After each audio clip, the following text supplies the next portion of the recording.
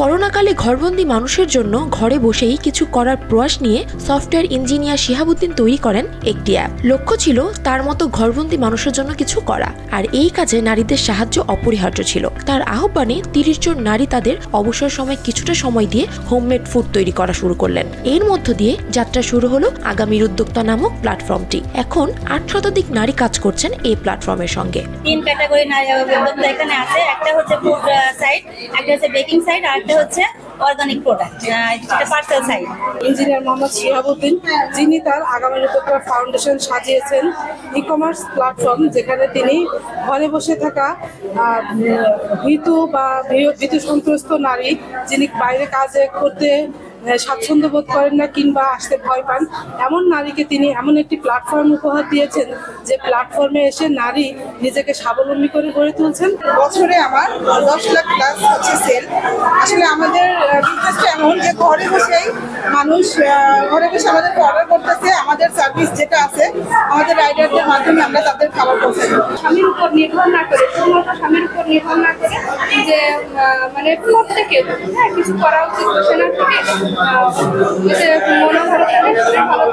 অবসর সময়কে কাজে লাগিয়ে অর্থ উপার্জন সম্ভব এবং নারীরাই সেটা পারে, এটা বোঝার সাথে সাথেই বাড়তে থাকে নারী সদস্য সংখ্যা। কেউ রান্না করা খাবার, পিঠাপুলি, কেউ বা খাঁটি গুঁড়া মরিচ, হলুদ, চাউলের গুঁড়া, গুড়, পাটালি, কেউ বা আবার তৈরি করেছেন কেক।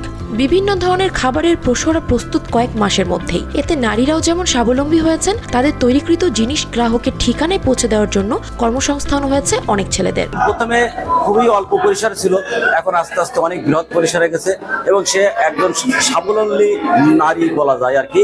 সে তো নিজে মোটামুটি চলতে পারে এবং সে ফ্যামিলিকেও অনেক সাপোর্ট দেয়। টোটাল প্ল্যাটফর্মের সেলস 5 কোটি টাকা, যার ভিতরে 1.5 কোটি টাকা সেলস শুধুমাত্র আমার। আর এর মাধ্যমে আমি আমার ডিপ্লোমা পড়ালেখার থেকে শুরু করে আমার সংসার সম্পূর্ণটাই আমি এখানে থেকে চালাচ্ছি এবং আমি স্বাবলম্বী।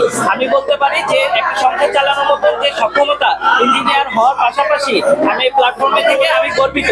খুব অল্প সময়ে যশোরে ব্যাপক সাড়া ফেলা নারী উদ্যোক্তাদের এই প্ল্যাটফর্মটি। এই বছর এই ফাউন্ডেশনটির ইনকাম প্রায় 1.5 কোটি টাকা, আর শুরু থেকেই এখন পর্যন্ত প্রায় 5 কোটি টাকারও অধিক উপার্জন করেছেন আগামীর উদ্যোক্তা। নারীরা সবকিছু পারে চাইলে, তাদের যদি একটু গাইডলাইন দেওয়া যায়, তাদেরকে যদি একটু সহায়তা করা যায়, পুরুষ হিসেবে আমরা যদি দায়িত্বটা একটু পুশ করে দেওয়া যায়, যদি সুযোগ তৈরি করে দেওয়া যায়, তারা নিজেদেরকে যোগ্যতা দিয়ে কিন্তু প্রমাণ করতে পারে। তো আমার এইটাই আমি করছি, যে আমি একটা সফটওয়্যার ডেভেলপ করে দিয়েছি, একটা সিস্টেম দাঁড় করাই দিয়েছি, বাকিটা আল্লাহ পাকের ইচ্ছা এবং তাদের প্রতিভার কারণে কিন্তু তারা আজকে সফল হয়ে গেছে। প্রত্যেকটা জায়গায় যদি কোনো উদ্যোক্তা থাকে এরকম যারা চায় যে আমাদের সিস্টেমটা আপনারা দিন, আমরা ফ্রি অফ কস্ট তাদেরকে সিস্টেম দিয়ে দিব, তারা ওই সিস্টেমটাকে ফলো করে এবং ওই অ্যাপটাই ফ্রিতে দিয়ে দিব, তারা ওইটা ফলো করে তাদের অবস্থান থেকে তারা আবার চেষ্টা করবে। নারীদের অবসর সময়কে কাজে লাগিয়ে বছরে 1.5 কোটি টাকা উপার্জন শুধু চমৎকারই নয়, চিরসত্য সাক্ষ্য দিয়ে যায় কবি নজরুলের সেই অমর পঙ্গতির, বিশ্বের যা কিছু মহান সৃষ্টির কল্যাণকর অর্ধেক তার করিয়াছে নারী, অর্ধেক তার নর। Bangla affairs news desk.